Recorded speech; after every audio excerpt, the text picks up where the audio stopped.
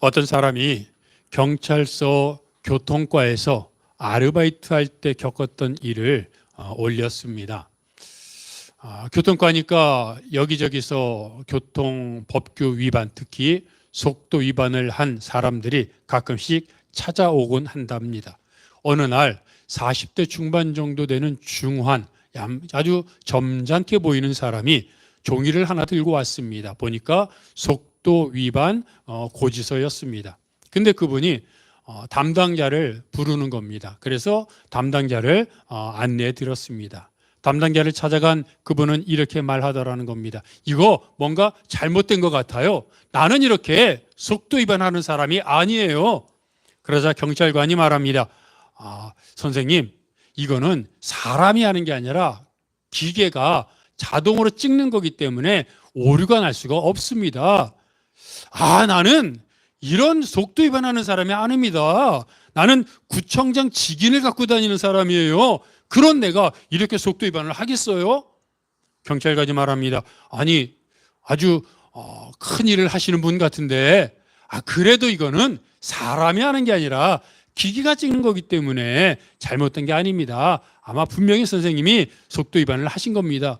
아니, 내가 구청장 직인을 갖고 다니는 사람이라니까요. 속도 위반은 내가 안 해요. 라고 계속해서 이야기를 했습니다.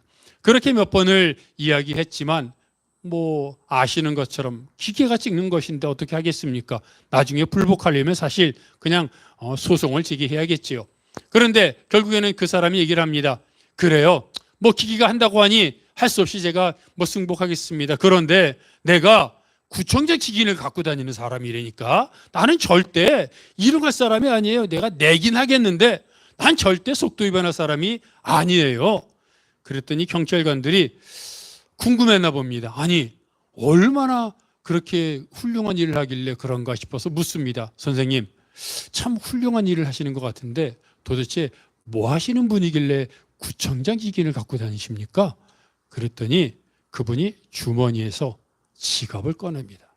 지갑에서 딱 보니까 주민등록증을 꺼내는데 주민등록증에 구청장 직인이 찍혀 있지 않습니까? 이것 보세요. 내가 구민으로서 이렇게 성실하게 사는 사람입니다. 라고 얘기를 했답니다. 그래서 그 아르바이트 하는 청년과 경찰관들이 차마 웃지도 못하고 아주 난감했다는 그런 이야기를 올렸습니다. 주민등록증에 찍힌 구청장 직인만 있어도 당당한 세상, 얼마나 멋집니까? 나는 구민이야. 나는 시민이야. 또 우리가 아는 것처럼 대한민국 여권이 세계에서 인정받고 있다고 하지 않습니까? 내가 대한민국 국민이야. 여러분, 이런 말 많이 들어보지 않았습니까? 내가 누군지 알아? 가끔 뉴스에 나오지요. 불법을 저지르거나 또는 곤경에 처한 사람이 그 위기를 벗어나려고 큰 소리 치곤 합니다. 물론 대부분이 과장이거나 허풍 떠는 것일 수도 있지만 어떤 경우에는 진짜인 경우도 있습니다. 자기가 누구라고 하는 것에는 내 뒤에 나보다 더 큰 또는 내가 엄청난 무엇인가를 갖고 있다는 겁니다. 그런데 그게 우리가 짐작하는 것처럼 대부분 뭡니까? 높은 사람, 경찰관보다 높은 사람, 당신보다 많은 돈, 결국 이겁니다. 내 사촌의 친구의 동서의 사돈이 누군지 알아? 이런 식으로 얘기하지 않습니까? 그만큼 내 백을 믿고 사는 것, 그것이 사실은 정도의 차이가 있을 뿐이지 사람들입니다. 우리 집안에 사자 들어가는 사람들이 많아. 그러면 뭔가 든든하잖아요. 오늘 본문은 우리들에게 진짜 백이 누구인지 말합니다. 예수 그리스도. 예수 그리스도가 우리의 진짜 영원한 나만의 백이라고 오늘 본문은 말합니다. 그런데 다른 백과 다른 배경, 뒷배경과 다른 것은, 다른 사람들은 또는 다른 것은 혹시 힘을 써서 빼주거나 공경에서 빼줄 수는 있을지 모르겠지만 우리가 오늘 말하는 예수 그리스도는 단순히 힘만 가진 것이 아니라 우리의 처지와 상황을 누구보다 잘 알고 이해하며 위로하며 격려한다는 겁니다. 왜 그렇습니까? 예수님이 우리와 똑같은 시험, 똑같은 고난을 당하셨기 때문입니다. 아니, 예수님은 우리보다 더한 고통을 당하셨기 때문에 내가 힘들어할 때, 내가 외로워할 때, 나를 알아주는 사람 없어서 정말 답답하고 섭섭하고 마음속에 분노가 가득 찰 때 그것보다 더 많은 경험과 고통을 겪으신 예수님이 다가오셔서 내 등을 두드려 주시고 나를 안아주시고 내 눈을 쳐다보신다는 겁니다. 그리고 나를 도우시는 겁니다. 단순히 힘만 갖고 있어서 빼주는 정도가 아니라 도와주는 정도가 아니라 내 처지와 형편을 너무 잘 아셔서 내 마음을 그대로 이해해 주시는, 그래서 내 마음을 알아주는 분이 딱 한 분 있구나, 예수님이 나를 알아주는구나, 이것을 깨닫게 해주시니 이것처럼 행복한 일이 어디 있습니까? 이런 말이 있지 않습니까? 이 세상에 내 마음을 알아주는 친구, 벗이 한 명만 있다면 그것처럼 행복한 일이 어디 있겠는가? 과연 내 마음을 그렇게 알아주는 벗이 얼마나 있습니까? 가족입니까? 친구입니까? 사실 잘 생각해 보면 내 마음을 그렇게 알아주는 것 같은 사람은 보이지 않습니다. 알아주는 것 같아도 그 사람이 위급하면 나를 외면합니다. 또 그 사람의 이해관계에 따라 사실은 소원해지기도 합니다. 그게 사람입니다. 좋을 때는 간, 쓸개, 심장 다 줄 것 같지만 조금만 탁 틀어지고 나면 언제 그랬냐는 듯이 찬바람이 휘 부는 게 인생 아닙니까? 굳이 설명 안 해도 다 경험했습니다. 그런데 예수님은 나로부터 외면당해도, 내가 무시하고 쳐다보지 않아도 한결같은 사랑으로 나에게 다가오시는 유일한 내 편이라고 성경은 말합니다. 그래서 그 예수님과 함께 있으면 우리가 많은 은혜와 복을 받는데, 오늘 본문은 정말로 그리스도인이 이 땅에서 누리게 되는 은혜와 복이 무엇인지, 그래서 신앙이 무엇인지 우리에게 말해주고 있는데, 첫째로 예수님과 함께 있으면 말하기를 긍휼을 받는다 말합니다. 긍휼. 사전적으로 보니까 긍휼이라는 뜻이 뭐냐면 불쌍하고 가엾게 여겨서 도와주는 겁니다. 불쌍하고 가엾고, 그래서 도와주는 게 긍휼인데, 그 말인즉슨 바꿔 말하면 내가 지금 불쌍한 겁니다. 내가 지금 가여운 겁니다. 그만큼 내가 어려운 처지에 있는 겁니다. 무엇 때문인지는 나만 압니다. 여러분 스스로 여러분이 불쌍하고 여러분이 가엾다면 왜 그런지 여러분은 알지요. 남들은 안다고 해도 모릅니다. 여러분, 내가 지금 한숨을 쉬고 있는 이유가 무엇인지, 내가 지금 답답한 이유가 무엇인지, 순간순간마다 정말 살기 싫고 화가 나고 이런 이유가 무엇인지 나 말고 누가 합니까? 그런데 그런 나를 가엾게 여기고 불쌍히 여겨 도와주는 게 긍휼인데, 정말로 나를 이해할 것이라고 생각했던 사람이 나를 배신하고, 내 편이라고 생각했던 사람이 다른 사람에게 가서 나를 험담하는 소리를 듣고, 내 편이 되어줄 것이라고 생각했던, 그래서 결혼했던 남편이 알고 보니까 남의 편이었다고 하는 그런 우스갯소리가 있는 것처럼 정말로 내 편은 없는 것만 같습니다. 왜 그렇습니까? 나를 알 수가 없기 때문입니다. 아무리 나를 도와주려고 해도 내가 다른 사람에게 나의 형편을 다 말합니까? 자존심 때문에라도 창피해서라도 또 얘기해도 사실은 또 모르고 얘기해도 그 사람의 상황과 처지에 따라 나를 오히려 무시하고 오히려 소문을 퍼뜨리고 오히려 나쁜 것들이 일어날까 봐 얘기도 안 하고 얘기해도 도와주지 않고 이런저런 이유로 그냥 나 혼자 속만 끙끙 앓고 있는 것. 여러분, 우리 다 그렇게 살고 있지 않습니까? 그런데 예수님이 그런 나에게 다가오셔서 나를 불쌍히 여기시고 너가 지금 속이 펄펄 끓고 있구나. 너 속이 답답하구나. 왜 이렇게 스트레스로 잠 못 이루고 불면증으로 고생하니? 하나님 말씀하신다는 겁니다. 성전에서 기도하던 바리새인이 자기가 얼마나 의로운지를 말하면서 말하기를 하나님, 저는 저 세리와 달라서 감사합니다 라고 말합니다. 대놓고 무시한 거지요. 그런데 그런 이야기를 들으며 바로 옆에 있던 사람들이 아유, 저렇게 말하면 될까라고 생각했을까요? 아닙니다. 그들도 바리새인의 이야기를 들으면서 그래, 세리한테는 그런 말 해도 돼. 그들은 워낙 나쁜 악한 불법을 저지르는 사람들이니까 저 사람하고는 달라야지 라고 생각했을 것입니다.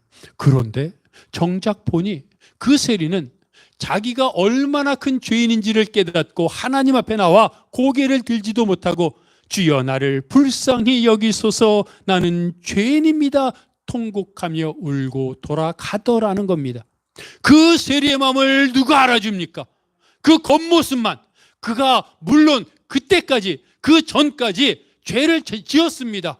탐욕과 그리고 불법을 저질렀습니다. 그래서 사람들은 그 모습만 보고 그를 나쁜 사람이라고 낙인 찍었습니다. 그것이 어느 정도는 사실입니다. 그러나 성전에서 기도하는 그 세리의 그 모습은 완전히 180도 바뀐 모습입니다. 회개했습니다. 그는 자기가 죄인인 줄 알고 있습니다. 오히려 교만한 바리새인보다 자기가 죄인인 것을 회개하는 세리가 하나님께 의롭다고 인정을 받았습니다. 그런데 그 모습을 어느 누구도 알아주지 않습니다. 얼마나 답답한 일입니까? 물론 죄 지은 것이 있기에 알아주기를 바라는 것도 무리일 수 있지만 그렇게 바뀌었으면 조금이라도 알아줘야 되지 않습니까? 그런데 그 바뀐 걸 누구도 알아주지 않고 오히려 무시하며 경멸하며 비웃고 있습니다. 그런데 그런 세리를 유일하게 알아준 분이 바로 하나님입니다. 그래서 하나님은 세리의 기도를 들으시고 그를 의롭다고 인정하셨습니다. 그러니 여러분 생각해 보십시오. 성경에는 그 이후가 기록되어 있지 않지만 하나님께 의롭다고 인정받은 것을 세리가 알았을 텐데 그 이후로 그가 얼마나 자신의 삶을 하나님께 드리며 헌신하며 살았겠습니까? 이처럼 긍휼하심, 의롭다고 인정받는 하나님께 인정받는 사람의 삶은 완전히 뒤바뀌는 겁니다. 어떤 사람이 나를 조금만 알아줘도 그 알아주는 사람을 위해 목숨을 바치는 게 사람인데 하나님이 나를 알아주고 나를 불쌍히 여겨주시고 나를 인정해 주실 때 주를 위해 헌신하는 것 너무나 당연한 것 아니겠습니까? 누가복음 8장 2절과 3절을 보면 예수님을 섬긴 여인들에 대해 기록되어 있습니다. 막달라인이라 하는 마리아, 헤롯의 정직이 구사의 아내 요한나, 수산나, 그 밖의 다른 여자들이 예수님을 섬겼다고 말합니다. 그런데 그 중에 막달라인 마리아, 즉 막달라 마리아를 뭐라고 성경은 말합니까? 7 귀신이 나간 자 마리아라고 말합니다. 7 귀신이 나갔습니다. 즉 귀신 들린 여자였던 겁니다. 아니 생각해 보십시오. 귀신 들린 여자, 사람 취급을 받았겠습니까? 지나갈 때마다 사람들이 돌을 던집니다. 그러니 피해야 되고요. 밥이나 제대로 먹겠습니까? 어디서 먹다 남은 쓰레기통에 있는 또는 누가 던져주면 그 밥을 겨우겨우 먹습니다. 그리고 잠도 사람들과 떨어져 무덤 같은 데서 또는 산속에서 광야에서 빈들에서 잠을 잤을 것입니다. 그게 사람입니까? 죽지 못해, 아니 죽을 수만 있다면 죽는 게 오히려 당연한 것 아니겠습니까? 그런데 그 막달라 마리아를 예수님이 만났습니다. 그리고 그냥 고쳐준 게 아니라 불쌍히 여겨 고쳐주셨습니다. 남들은 그런 막달라 마리아를 보고 비웃고 경멸하고 돌을 던지고 쫓아냈는데 예수님은 그 귀신 들린 여인을 보고 불쌍히 여겨 다가가 그의 인생을 바꿔주셨습니다. 사람들로부터 무시당하고 사람들로부터 인정받지 못할 때 살 생각이 있겠습니까? 사람들은 누구나 인정받아야 삽니다. 아무리 작은 곳이라도 나를 인정해 줄 때 그게 나의 자존감을 높이고 살아갈 이유가 되는 겁니다. 그런데 막달라 마리아는 살아갈 이유 또는 사람들에게 인정받을 것이 하나도 없었는데 예수님은 그 여인이 하나님의 딸이라는 사실 하나만으로 다가가셨고 그리고 그를 고쳐주셨습니다. 그런데 여러분, 그 막달라 마리아가 어떻게 되었습니까? 보통 사람 같으면 자기가 귀신 들렸다는 사실을 모르는 곳으로 이사 가지 않겠습니까? 그리고 그곳에서 조용히 살지 않겠습니까? 그런데 막달라 마리아는 예수님을 섬기기로 결정합니다. 귀신 들렸으니 당연히 가진 것이 없었을 겁니다. 뭘 했을까요? 음식을 장만하고 설거지를 하고 또는 빨래를 하고 기타 우리가 생각하는 허드렛 일을 했을 것입니다. 그렇다고 그게 미천한 일입니까? 아닙니다. 정말 귀한 그리고 예수님을 사랑하는 마음으로 하나하나 정말로 최선을 다해 섬겼을 것입니다. 그렇게 섬길 때마다 지나가는 사람들이 뭐라 그랬을까요? 간혹 이렇게 말하지 않았겠습니까? 저 여자 귀신 들렸었어. 지금도 귀신 들렸나? 아마 그냥 우스갯소리로 그냥 지나가는 말투로 그냥 얘기했을 겁니다. 그런데도 막달라 마리아는 그런 말에 신경 쓰기보다 자기가 두 번째 인생을 살 수 있도록 인생을 바꿔주신 예수님을 위해서라면 음식을 마련해도 행복하고 설거지를 해도 행복하고 빨래를 하고 청소를 하고 그밖에 할 수 있다는 것이 예수님을 위해 내가 무엇인가를 할 수 있다는 것이 너무 행복해서 그저 콧노래를 부리며 섬겼을 것입니다. 예수님이 부활하신 후에 제일 먼저 만난 사람이 누굽니까? 막달라 마리아입니다.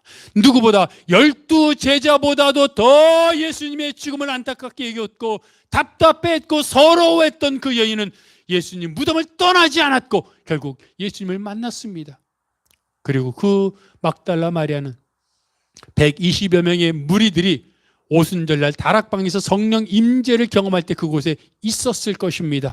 초대교회 성도들 중에 있었을 것입니다. 그리고 막달라 마리아는 죽는 날까지 자기가 경험한 자기에게서 귀신을 쫓아내 주신 그리고 예수님의 은혜를 경험했던 것 부활하신 예수님을 처음 만났을 때의 감격 그리고 성령 임재의 은혜 능력 이런 것들을 모든 사람들에게 복음을 전하며 죽는 그 순간까지 주를 위해 헌신했을 것입니다. 예수님으로부터 은혜 받은 사람, 예수님으로부터 불쌍히 여김을 받은 사람들의 변하는 삶이 바로 이런 것입니다. 세리가 그리고 귀신 들렸던 여인이 예수님께 은혜 받으니까 그 받은 은혜가 너무 감격하여 그때부터는 자신의 자존심이나 자신의 이익이나 자신의 감정이나 자신의 어떤 것들을 위해 사는 것이 아니라 나를 불쌍히 여기시고 내 인생을 바꿔주신 주님을 위해 살아가는 겁니다.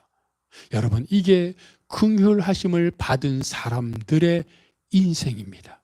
내가 예수 그리스도로부터 긍휼하심을 받을 때, 긍휼을 얻을 때 바로 이런 인생이 되는 겁니다. 여러분, 그런 주님으로부터 긍휼함을 이미 우리는 받았습니다. 하나님께 은혜를 입었습니다. 그러니 은혜 입은 자로 정말로 빛으로 소금으로 하나님의 은혜를 다른 사람에게도 전하며 사는 여러분이 되시기를 바랍니다. 두 번째로 성경은 예수님과 함께 있을 때 때를 따라 돋는 은혜를 얻는다고 말합니다. 사람의 인생은 필요한 것을 얻는 것과 같습니다. 사람은 태어날 때부터 먹어야 됩니다. 어머니의 젖을 먹고 그 다음에 이유식을 먹고 밥을 먹으며 살아갑니다. 어렸을 때는 부모님이 다 공급해 주지요. 또 어렸을 때는 먹을 것만 있으면, 초콜릿만 있으면, 과자만 있으면, 그리고 배고플 때 울면 뭔가 입에 채워지기만 하면 그것으로 행복합니다. 하지만 여러분 어떻습니까? 조금씩 자라가면서 먹는 것으로 만족하지 않기 시작합니다. 뭔가 나를 꾸밀 아름다운 것을 갖고 싶어하고, 배우고 싶어하고, 대장이 되고 싶어하고, 인정받고 싶어하고, 배우기를 원하지요. 그런 것들이 다 무엇입니까? 결국 돈입니다. 어려서는 부모님이 많든 적든 그것들을 채워주지만 이제 점점 자라나서는 그 얻고 싶은 것, 남들에게 인정받고, 그리고 나를 꾸미는 아름다운 옷, 백, 그리고 여러 가지 많은 자동차와 집과 그리고 회사와 이런 것들을 얻기 위해서 내가 노력해야 됩니다. 그런데 여러분 생각해 보십시오. 얻는 것들을, 내가 원하는 것들을 얻기 위해서 공부해야 되고 학교를 가야 되고 또 그런 것들을 노력해야 되는데, 그 노력하는 것을 위해 필요한 것이 또 무엇입니까? 돈입니다.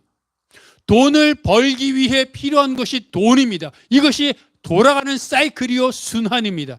그러니 사람들이 돈을 구하며 염려하며 걱정할 수밖에 없습니다. 마치 예수님이 말씀하신 것처럼 사람들이 무엇을 먹을까, 무엇을 마실까, 무엇을 입을까 염려하는 것과 마찬가지입니까? 그러니 사람들이 걱정하는 것이 얼마나 당연합니까?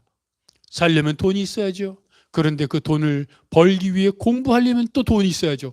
여길 봐도 돈, 저길 봐도 돈. 그러니 돈이 어디 있어요? 어디 있는지, 돈이 가는 곳이 어딘지, 돈의 흐름을 파악하고 돈이 지나가는 골목을 딱 차지해서 그곳에서 돈을 왕창 벌었으면 좋겠다고 생각하며 살지 않습니까? 그래서 사람들이 옛날에는 성실하게 직장 생활을 했지만 성실하게 직장 생활을 해서는 돈을 벌고 모으지 못한다고 판단하여 그 다음에는 주식을 하고 코인을 하고 도박을 하고 점점 한 방으로, 한 탕으로 가지 않습니까?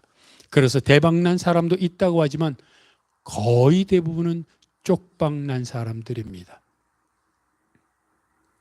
사람들은 태어나서 죽을 때까지 거의 돈 하다가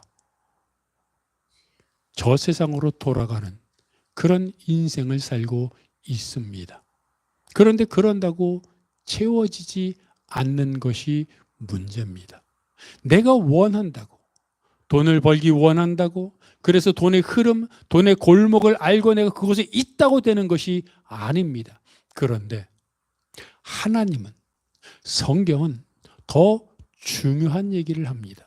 사람들은 어떻게 하면 돈을 벌 수 있느냐? 돈의 흐름을 따라가고 돈이 있을 법한 그 골목, 그 지점을 미리 가서 기다리면 된다고 말하는데 성경은 그렇게 말하지 않습니다.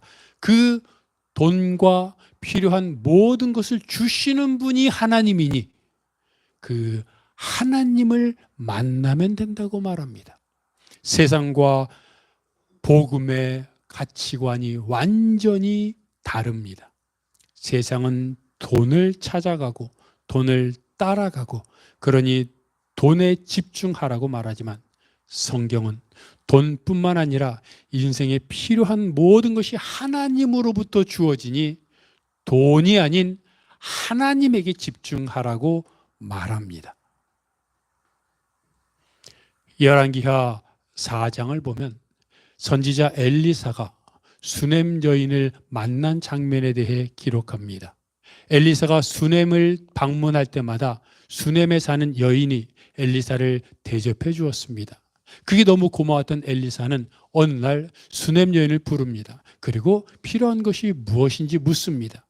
그랬더니 수넴 여인이 저는 하나님의 백성으로 신앙생활을 잘하고 있고 부족한 것 없이 잘 살고 있습니다라고 이야기합니다. 그 이야기를 들은 엘리사의 종이 옆에서 말하기를 오히려 이 여인에게는 자녀가 필요합니다라고 말합니다. 남편은 나이가 늙었고 아들은 없고, 근데 그 여인은 왜 엘리사가 필요한 것이 무엇이냐, 무엇을 얻기를 원하느냐고 물어봤을 때 아들을, 자녀를 그렇게 원했으면서도 말하지 않았을까요? 포기한 거지요. 지금의 현상에, 지금의 상황에 감사하며 만족한 것이지요. 어차피 남편은 늙었고 아이를 낳을 가능성은 없는데, 그렇다고 선지자 엘리사가 무엇이 필요하느냐고 말했을 때 문득 머릿속에 아들 생각을 했지만, 설마 아들을 낳을 수 있겠어? 선지자라고 해서? 라고 생각을 했을 겁니다. 그러니 그냥 뭐 있는 대로 살아야지 하고 필요한 게 없습니다. 그냥 말씀만으로도 감사합니다라고 말했던 겁니다. 근데 엘리사의 종이 정확하게 포인트를 집어준 거죠. 사실은 아들이 없습니다. 그런데 성경을 보니까 아들이 있을 것이라고 말을 했고 바로 다음 해 아들을 낳았습니다. 얼마나 감사합니까? 그런데 또 다른 이야기겠습니다. 그 낳은 아들이 자랐습니다. 얼마나 자랐는지 모르지만 한 몇 년이 된 것 같습니다. 그 어린 아이가 되어 어린 아이가 들에 나갔다가 태양볕에 아이고 머리가 아파 하면서 쓰러졌습니다. 쓰러지고는 곧 죽고 말았습니다. 그러면 죽었으니, 귀한 아이지만 죽었으니 장례를 치러야 되는데, 이 아이의 엄마 즉 수넴 여인은 장례를 치를 생각을 하지 않고 죽은 아이를 엘리사가 그 집에 올 때마다 머물렀던 침상 위에다가 올려놓습니다. 그리고 그 수넴에서 24km가 떨어져 있는 엘리사가 머물고 있는 갈멜산으로 달려갑니다. 계속 달려가서는 그곳에서 엘리사를 만나 아이가 죽었습니다라고 말합니다. 어떻게 됐습니까? 엘리사가 수넴 여인 집으로 거의 반강제적으로 끌려오다시피 왔고 그 아이는 다시 살아났습니다. 아이가 태어난 것도 기적이요, 죽었던 아이가 다시 살아난 것도 기적이지요. 근데 아이가 죽었는데 왜 장례를 치를 생각을 하지 않고 엘리사가 머물던 침상 위에 놓고 엘리사한테 달려갔을까요? 이적을 경험했기 때문입니다. 낳을 수 없다고 생각했던 아이를 낳았습니다. 그러고 나니까 아이가 죽었을 때 살아날 수도 있겠다고 생각한 겁니다. 왜요? 이적을 경험했다니까요. 낳을 수 없는 아이를 낳았으니 살아날 수 없는 아이도 살아날 수 있겠다고 생각한 겁니다. 그리고 그 믿음 하나 갖고 엘리사를 따라간 겁니다. 여러분, 사람들은 대부분 자신의 삶에 감사하며 살고 있고 또는 불만족스럽더라도 내가 어찌할 수 없으니 그저 자족하며 살아갑니다. 그것 또한 은혜입니다. 내가 할 수 없는 것을 어떻게 불만으로 여기면서 살아가면 그것이 나에게 피해만 될 뿐이고 스트레스만 받을 뿐입니다. 그런데 하나님은 내가 이 정도면 됐다, 필요하지만 더 있으면 좋지만 그래 하나님이 나에게 주신 것이 이 정도인가 보다라고 생각하고 스스로 자족하고 살아갔던, 다시 말하면 포기했던, 내가 생각하지 못했던 언감생신, 내가 감히 원하지 못했던 것들을 하나님이 주신다는 겁니다. 그게 바로 우리의 하늘 아버지입니다. 이것처럼 감사한 것이 어디 있습니까? 전지를 창조하신 만군의 여호와 하나님이 나의 하늘 아버지입니다. 이 말은 예수님이 스스로 하신 말입니다. 그 하나님이 너희의 하늘 아버지다라고 말씀하셨습니다. 그렇다면 그 하늘 아버지가 나에게 이런 때를 따라 돕는 은혜, 무슨 말입니까? 필요한 것이 있으면 채워주시는 은혜를 우리가 누리는 것이 정상이라는 것인데, 이 정상의 믿음의 능력의 삶을 내가 누리며 살고 있느냐는 겁니다. 머릿속으로는 알고 있는데, 성경에 기록되어 있는데, 또는 간증을 들어보면 그런 삶을 사는 사람이 있는 것 같기는 한데, 중요한 건 성경에 기록된 게 아니라 간증하는 사람들이 아니라 내가 그런 삶을 살고 있느냐 하는 겁니다. 그래서 오늘 본문은 세 번째로 이렇게 말하는 겁니다. 은혜의 보좌 앞에 담대히 나아가라. 필요한 것이 있으면 행동해야 합니다. 살을 빼려면 덜 먹어야죠. 건강하려면 운동해야 됩니다. 지식을 습득하려면 공부해야 됩니다. 그런데 금방 예수님과 있으면 긍휼을 얻고 불쌍히 여김을 얻고 필요한 것이 있을 때 하나님이 채워주신다는 것을 말합니다. 그리고 그것이 실제 이루어진다는 것을 믿는 게 바로 우리입니다. 그게 그리스도인입니다. 그렇다면 그것을 긍휼과 때를 따라 돕는 은혜를 누리기 위해 우리가 행동을 해야죠. 어떻게 하는 겁니까? 하나님의 은혜의 보좌 앞에 나아가는 겁니다. 마태복음 13장을 보면 밭에 감추인 보화 이야기가 나옵니다. 어떤 사람이 밭에 감추어진 보화를 발견했습니다. 그것을 밭에 다시 감추어두고 재빨리 집에 가서 재산을 다 팔아 돈을 마련해서는 그 밭을 샀습니다. 이제 그 보화는 자기 것이 된 겁니다. 그런데 말입니다. 그 보화를 발견한 그 사람이 보화를 발견하고 나서는 보화를 발견하지 않은 것처럼 못 본 것처럼 그저 옛날하고 똑같이 그냥 밭일하면서 농사일하면서 허드렛일하면서 산다면 그게 정상입니까? 이해가 안 되는 일 아닙니까? 그렇다면 분명히 그 사람은 밭에 감춘 보화가 가짜라고 생각을 했든지 또는 금보기를 돌같이 하라는 명언을 가훈으로 삼고 이 금보화를 돌처럼 여기하지 하고 돌이야 하면서 일부러 모른 척하면서 하는 그런 사람일 것입니다. 분명히 비정상입니다. 보화를 발견했는데 발견하지 않은 것처럼 산다면 그것은 정말로 이해할 수 없는 행동입니다. 성경은 지금 계속해서 말합니다. 성경 모든 창세기부터 요한계시록까지 하나님과 함께하는 믿음의 사람들이 얻을 수 있는 누려야 할, 즐겨야 할 권세에 대해서 말합니다. 이것은 그리스도인이 누려야 할 권세고 어떻게 표현하면 그리스도인들이 누려야 하는 의무이기도 합니다. 하나님이 우리에게 주신다고 하는 이 많은 복과 은혜가 쌓여 있는데 그것을 듣고도 상관없이 산다면, 살아왔던 대로 내가 원래부터 살았던 대로 그냥 산다면 그게 정상입니까? 비정상입니다. 분명히 성경의 말씀이 거짓이라고 생각을 하든지 뭔가 다른 이유가 있는 겁니다. 성경 말씀이 진짜라면 은혜의 보좌 앞에 나아가야 합니다.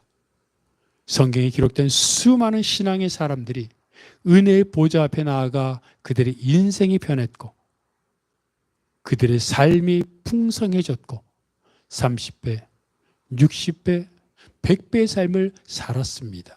그것은 오직 은혜의 보좌 앞에 나간 사람들이 얻게 됩니다. 그래서 은혜의 보좌 앞에 나가라고 오늘 본문도 권면하고 명령합니다. 어떤 사람이 시골 교회가 발전하게 된 과정을 보면서 답답함을 토로한 글이 있습니다. 그 시골 교회를 40여 년을 다니고 알았다고 합니다. 근데 그 시골 교회는 6.25가 났던 그 시대에 세워졌습니다. 얼마나 어수선합니까? 근데 피난왔던 사람들이 그 농촌에 모여 먹을 것이나 제대로 있습니까? 집이나 제대로 있습니까? 그 사람들이 천막 같은 것을 치고 밑에는 가마니를 깔고 그 위에서 예배를 드립니다.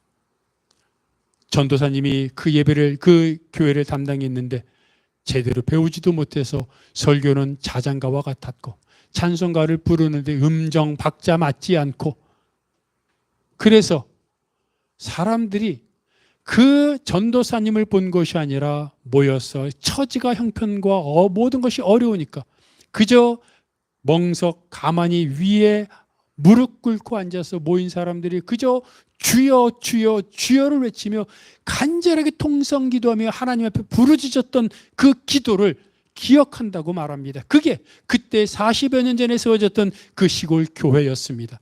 그리고 나서 그 교인들이, 먹을 것도 없었던 교인들이 그때마다 하나님께 부르짖었던 기도 제목들이 응답된 간증들을 말하며 얼굴에 기쁨의 꽃이 피며 하나님을 찬양하며 철야하며 하나님께 나아갔던 모습들을 기억한다고 말합니다. 그런데 얼마 전에 또 그 교회를 가봤는데 그 교회에 천막 같았던, 정말로 쓰러질 것 같았던 교회는 사라지고 그 교회에 번듯한 몇 층짜리 건물이 세워지고 그곳에 웅장한 대리석 같은 모든 예배당이 세워지고 오르간과 피아노에 맞춰 멋진 찬양대 찬양이 울려나오고 목사님의 멋들어진 설교, 감동적인 설교가 있고 거기 참석한 성도들은 그 전에 정말로 먹을 것 하나, 입을 옷 하나 없어서 꾀죄죄했던 그 피난민이었던 분들은 이제 그 마을에 유지가 되어서 떵떵거리고 배는 이렇게 나와 있는데 멋진 옷에 많은 헌금에 훌륭한 예배당의 설교와 찬송과 이런 것들은 남부러울 것 없이 멋있는데 그들의 눈에, 그들의 입술에 하나님을 향한 진정한 부르짖음이 안 보이더라는 겁니다. 여전히 찬송을 부르고 있었고 여전히 기도를 하고 있었고 여전히 예배의 자리에 참석하고 있었는데 과거에 주를 향하여 가만히 위에서 멍석 위에서 무릎 꿇고 주여 외쳤던 그들의 뜨거운 간절함은 사라진 지 오래이고 그들에게는 배부른 탄식과 아픔과 그리고 여유로움만 남아있다라는 겁니다. 그러면서 그는 이렇게 말합니다. 세월이 지나 발전하면서 교회가 이렇게 타락했다면 차라리 발전하지 않았으면 좋겠다. 가지게 되니까, 여유롭게 되니까 주를 향한 간절함과 부르짖음이 어느새 사라져버리고 은혜의 보좌 앞에 나아가지 않고 그저 형식적인 예배와 남들에게 보이기 위한 경건의 모양만 있는 그런 모습이 안타깝다라는 겁니다. 신앙은 이론이 아닙니다. 신앙은 삶입니다. 신앙은 내가 지금까지 살아왔던 것에 믿음이라는 것을 하나 추구하는 것이 아닙니다. 신앙은 내가 지금까지 살아온 모든 삶을 떼어내어 버리고 그곳에 내 마음속에 하나님으로 가득 채우는 겁니다. 그것은 은혜의 보좌 앞에 나아갈 때만 가능합니다. 그것은 예배에서부터 시작합니다. 주일날 드리는 예배를 통해서 그리고 매일마다 하나님 앞에 무릎 꿇고 단정한 마음으로 말씀을 읽고 기도하며 하나님을 향해 찬송을 부르는 그 시간, 그 장소가 집안의 거실일 수도 있고 침대 위일 수도 있고 화장실일 수도 있고 또는 운동을 하는 그런 거리일 수도 있지만 그곳이, 그 시간이 언제 어디서인지는 몰라도 늘 하나님의 은혜의 보좌 앞에 나아가 하나님을 만나고 하나님을 배울 때 긍휼과 때를 따라 돕는 은혜를 체험하게 되고 무엇보다 온갖 탐욕과 감정으로 가득 차인 내 삶이 벗겨지고 심령이 가난한 인생, 주의 은혜가 가득한 신앙인으로 바뀌게 될 것입니다. 주님은 지금도 우리들을 향하여 은혜의 보좌 앞에 나와라 말씀하십니다.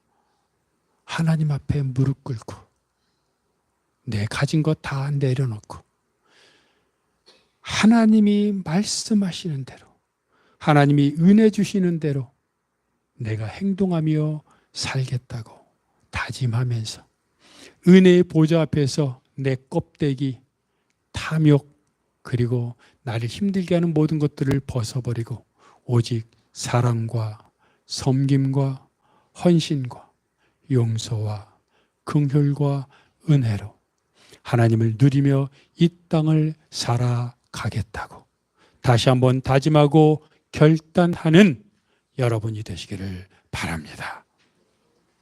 말씀을 기억하면서 우리 다 함께 일어나셔서 하늘의 문을 여소서 찬양하겠습니다.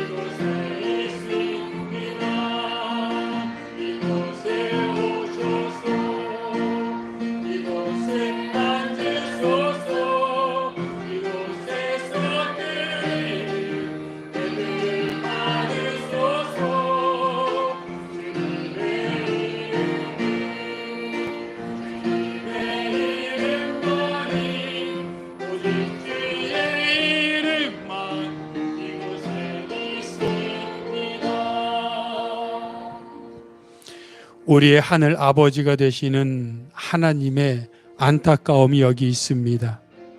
긍휼과 은혜를 주시기 위해 하나님은 다 준비하고 계십니다. 탕자를 기다리는 아버지처럼 우리를 바라보시며 은혜의 보좌 앞에 나오라고 말씀하십니다. 사역이 중요한 게 아닙니다. 무엇인가 하는 것이 아니라 하나님과의 교제, 하나님과의 예배, 말씀과 기도가 우선입니다. 그것이 바탕이 되어 감사하여 사역하는 겁니다. 감사가 없이 일하면 불평과 불만과 다툼만 생깁니다. 은혜 보좌 앞에 나아가 하나님을 바라보며 하나님을 기억하며 받은 은혜가 감격하여 눈물을 흘리며 감사하며 섬길 때 모든 것이 감사요 은혜가 되는 것입니다. 우리 주님과 동행하며 은혜 보좌 앞에 나아가 하나님을 경험하며 은혜와 긍휼을 얻는 삶을 살게 해달라고 함께 통성으로 기도하겠습니다. 하나님 아버지, 죄를 사랑하심을 감사합니다. 주여, 우리 가운데 은혜를 부어 주시옵소서. 아버지 하나님, 내가 모든 것을 가진 듯한, 내가 다 잘하고 있는 것 같은, 내가 정말로 경건한 삶을 사는 것 같은 착각에서 벗어나게 하시고, 내가 주님 앞에 바로 서서 하나님만 바라보며 하나님만 기억하며 하나님 말씀 앞에 온전히 서는 그런 믿음의 삶을 살아갈 수 있도록 하나님 도와 주시옵소서. 아버지 하나님, 오늘도 하나님을 바라봅니다.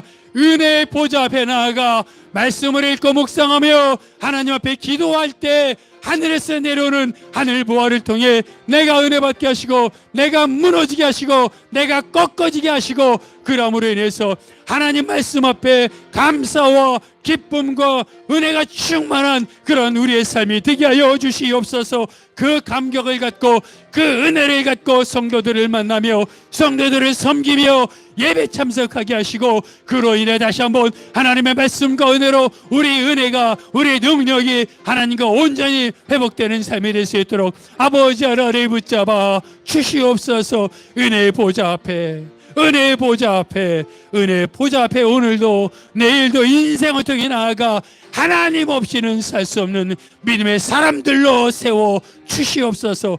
오직 예수만이 우리의 전부가 되게 하여 주시옵소서. 그래서 예수님만 바라보게 하시고, 예수님만 기억하게 하시고, 예수님만 찬양하게 하시고, 예수님의 손만 꼭 잡게 하여 주시옵소서. 주여 도와 주시옵소서. 아버지,